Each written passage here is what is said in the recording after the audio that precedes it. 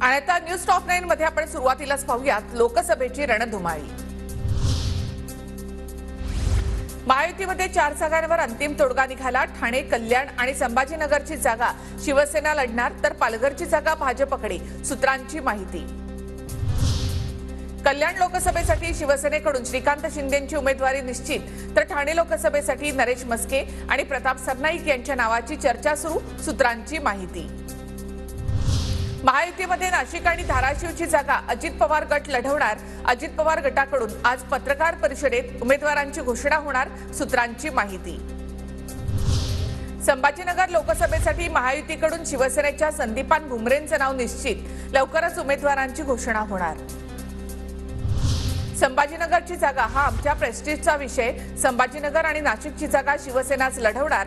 2 दिवसात संभाजीनगरच्या उमेदवाराची घोषणा, संजय शिरसाट यांची माहिती। रत्नागिरी, सिंधुदुर्ग आणि संभाजीनगरच्या जागेचा तिढा कायम। मुख्यमंत्र्यांच्या बैठकीत रत्नागिरीची जागा भाजपला न सोडण्याचा सूर, तर संभाजीनगरच्या जागेबाबत पदाधिकाऱ्यांची चर्चा। हिंगोली, पश्चिम महाराष्ट्रामधील शिंदे गटाचे उमेदवार बदलले जाऊ शकतात। एखादा उमेदवार कमजोर वाटत असेल तर तो बदलला जाईल, संजय शिरसाट यांची माहिती।